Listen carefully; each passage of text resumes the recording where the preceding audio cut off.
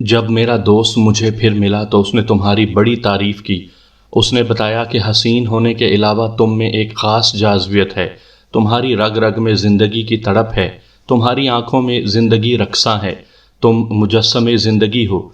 صبح کاذب کا وقت تھا جب ہم ٹائیگر ہل پر طلوع آفتاب دیکھنے گئے۔ نہایت سرد ہوا چل رہی تھی، آسمان پر تارے بڑی تیزی سے چمک رہے تھے، کہکشاں اتنی قریب معلوم ہو رہی تھی جیسے ہاتھ بڑھا کر چھوئی جا سکتی ہو۔ جدھر نظر جاتی آسمان سے ملی ہوئی برفانی چوٹیاں دکھائی دے رہی تھیں، اور اونچے اونچے پہاڑوں کے سلسلوں نے ہمیں گھیر رکھا تھا۔ ہم دونوں بیٹھے مشرق کی ہلکی ہلکی روشنی دیکھ رہے تھے۔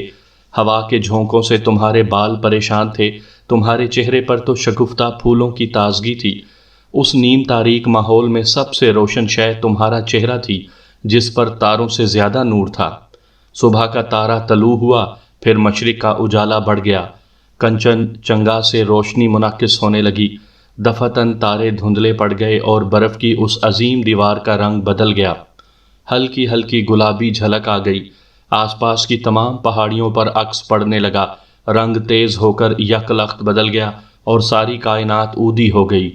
اودا رنگ نیلا ہوا، پھر سبز، زرد، نارنجی، سرخ، کوسے قزح کے سارے رنگ باری باری آئے اور برفانی چوٹیوں سے منعکس ہوتے رہے۔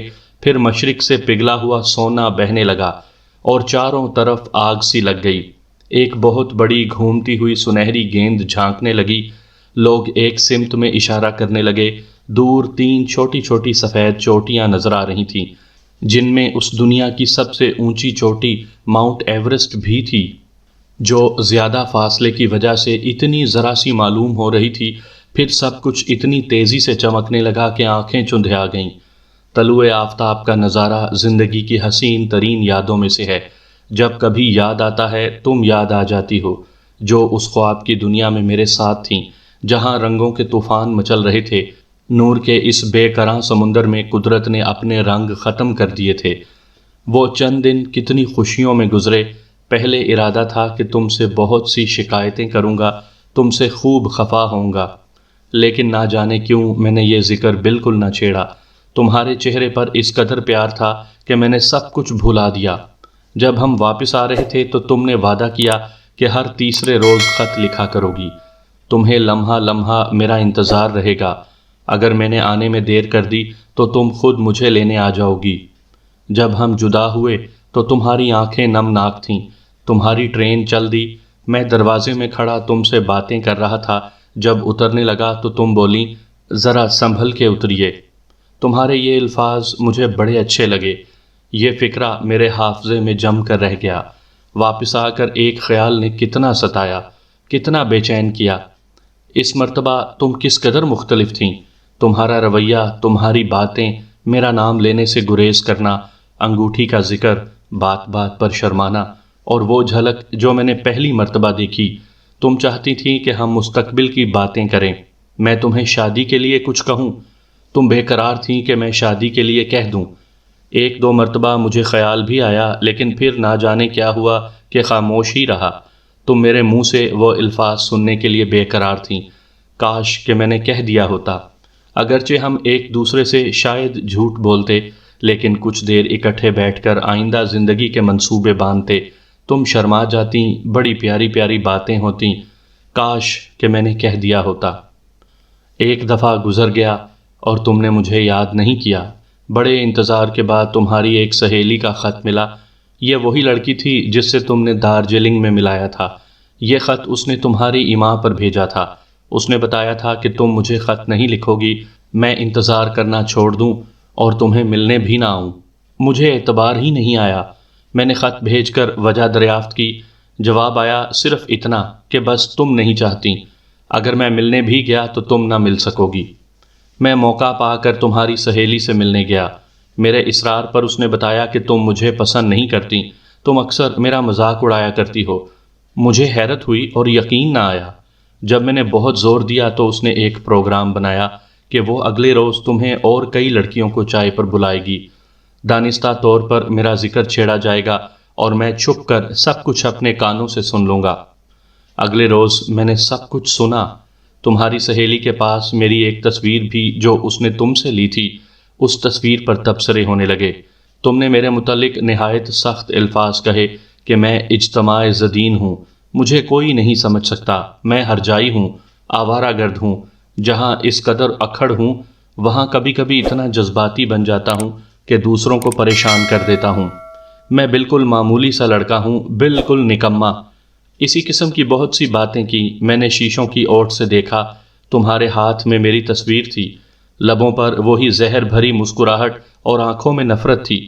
تم اس وقت ایسے اجنبی کا ذکر کر رہی تھی جس سے تمہیں شدید نفرت تھی، جسے تم بالکل نہیں جانتی تھیں۔ کسی اور کے منہ سے یہ سن کر مجھے ہرگز افسوس نہ ہوتا، لیکن تمہارے لبوں سے یہ الفاظ سن کر مجھے اپنے آپ سے نفرت ہو گئی۔ میں نے اس وقت کو کوسا جب تمہیں پہلی مرتبہ دیکھا تھا۔ تمہارے ہرجائی کہنے پر مجھے ہرجائی بننے کا خیال آیا۔ میں نے تمہاری سہیلی کی بڑی تعریفیں کی، اس کی آنکھوں کی تعریفیں کی، ہونٹوں کی، رخساروں کی، زلفوں کی، اور شاید اسے میں کچھ پسند بھی تھا۔ میں نے اس 2-3 روز کے قیام میں تمہیں بھلانے کی کوشش کی اور واپس آ کر ان لڑکیوں کو خط لکھے جن سے محض تمہاری وجہ سے خط و کتابت بند کر دی تھی۔ کچھ دنوں کے بعد میں اور بھی دور چلا گیا جہاں تنہائی کی گناہ زیادہ تھی، دلدوز وحشت تھی، ویرانیاں تھیں، ظلمتیں تھیں، پرانی یادیں دفن ہو گئیں، کچھ دنوں کے لیے زندگی دفن ہو گئی۔ عرصے کے بعد واپس لوٹا، سٹیمر کے لمبے سفر کے بعد ایک ایسی جگہ اترا جہاں باغ ہی باغ تھے، بہار ابھی نہیں آئی تھی، وہ جگہ کچھ ایسی خوشنما بھی نہیں تھی اور میں مسرور بھی نہیں تھا۔ پھر بھی جب میں آوارہ پھر رہا تھا تو ٹہنیوں میں نئی نئی کونپلیں دکھائی دے رہی تھیں، کملائے ہوئے پھولوں پر نہ جانے اتنی ساری تتلیاں کہاں سے آ گئی تھیں۔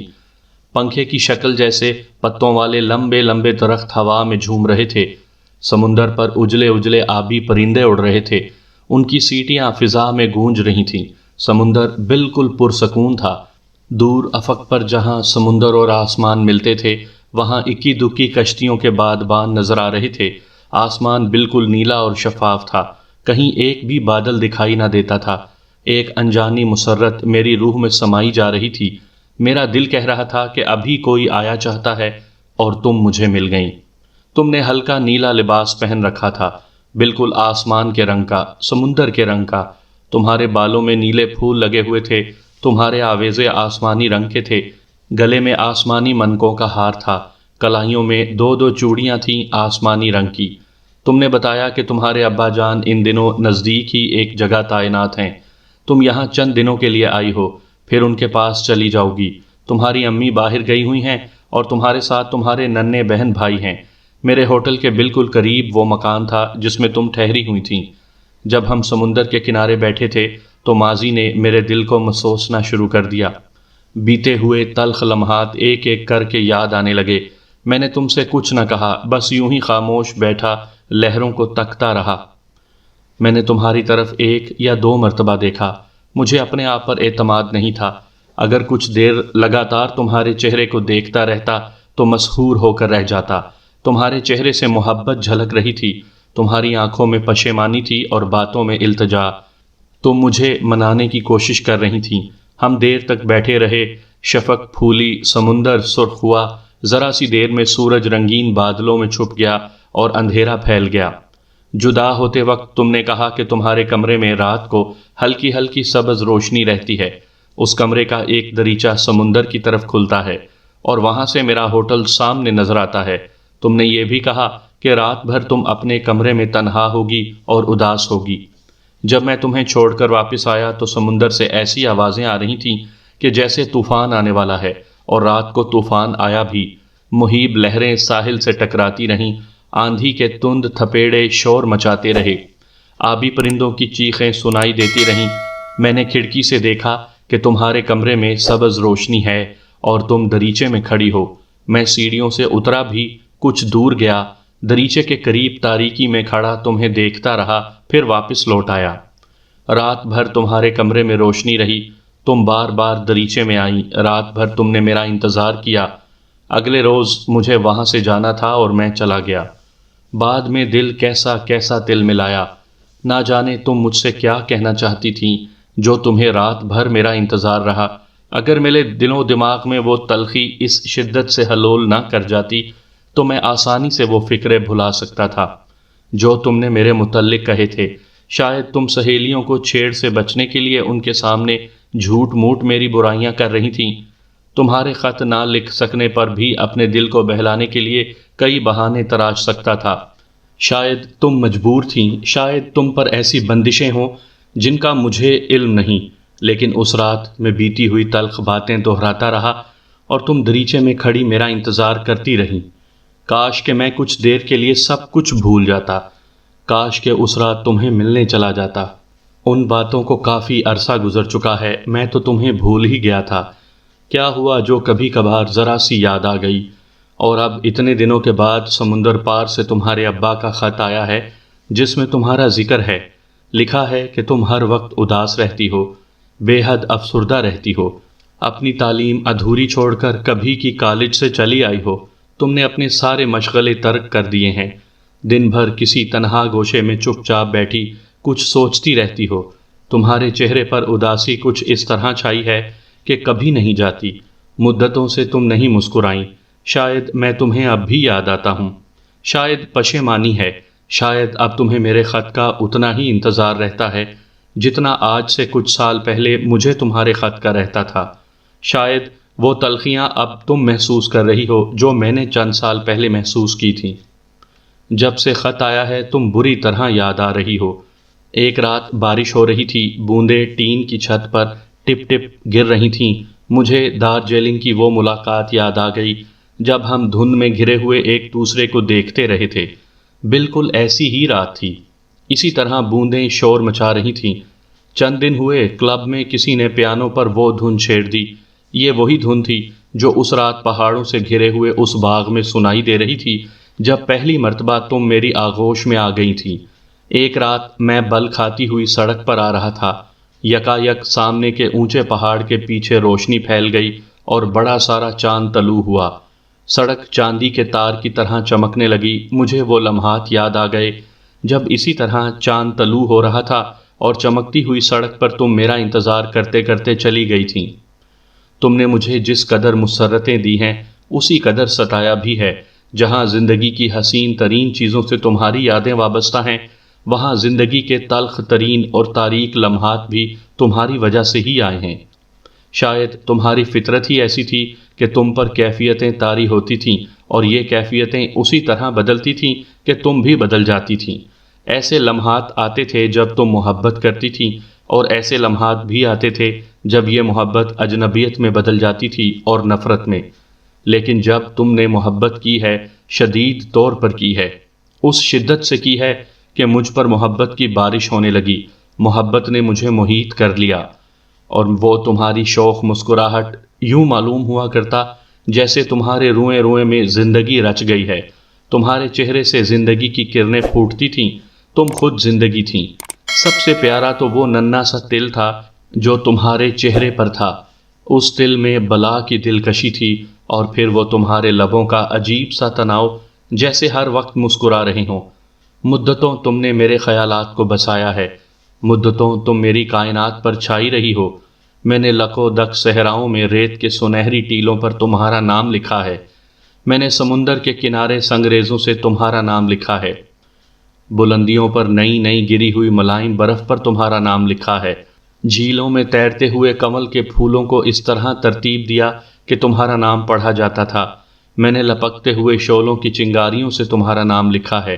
آج تک میں نے تمہیں کوئی خط نہیں بھیجا، کچھ دنوں سے میرا جی چاہ رہا ہے کہ تمہیں ایک خط لکھوں، نہ جانے اسے تمہیں بھیجوں گا بھی یا نہیں۔ اگر میں نے اسے لکھ کر پھاڑ دیا تو جو اپنے پچھتاوے یاد آ رہے ہیں ان میں ایک اور کا اضافہ ہو جائے گا۔ سامعین کرام، آپ سن رہے تھے کرنل شفیق الرحمان کی لکھی ہوئی ایک اردو کہانی پچھتاوے۔ یہ اس سلسلے کی آخری اور قسط نمبر 2 تھی۔ مجھے امید ہے آپ کو میری یہ کاوش پسند آئی ہوگی۔